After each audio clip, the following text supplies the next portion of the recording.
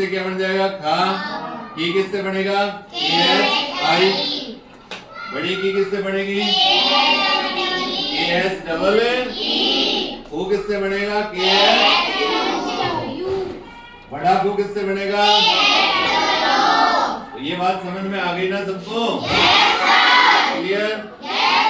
ठीक, हमें एक ही चीज याद करनी है, वो कौन सी अपने पास है, ये संख्या याद की। ये संख्या अपन ने याद की। अब जैसे ही अपन 11 की लाइन पे जाएंगे अंक तो वही आएंगे ना अपने पास। 1 से 9 तक के ही अंक आएंगे। अगली बात समझ में। रोमन में जाएंगे तो इसी स्तर में बढ़ते चले जाएंगे।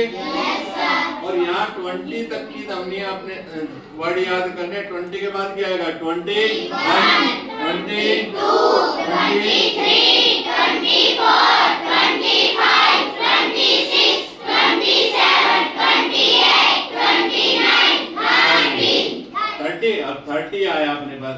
अब हमको दो चीजों के बीच अंतर ध्यान होना चाहिए, 30 और 13, 40 और 14।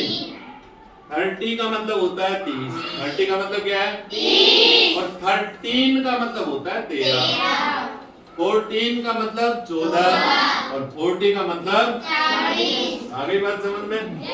एक चीज को हमने ठीक से किया, बाकी चीजें उसके अनुसार ही हम सीख जाएंगे। और जब भी एक चीज सीखे तो एक के साथ में हमें बाकी चीजें भी सीखनी है।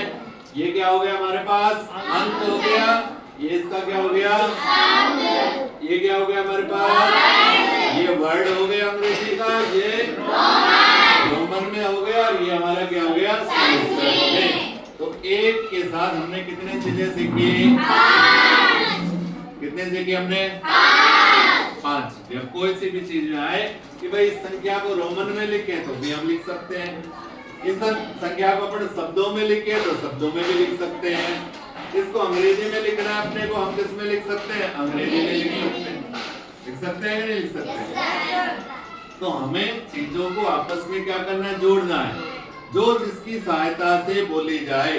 हमने केवल एक बार इसकी ध्वनियां याद की कि अपने को ये स्वर ध्वनियां प्राप्त हुई। आगे की सिर्फ अपने को अक्षरों का ज्ञान होना चाहिए। तो जी किससे बनेगा क्या किससे बनेगा अपने पास है जी से, क्या किससे बनेगा GH से बनेगा।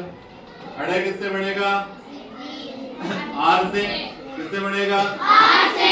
च किससे बनेगा CH से, च किससे बनेगा ज किससे बनेगा और ज किससे बनेगा JH से।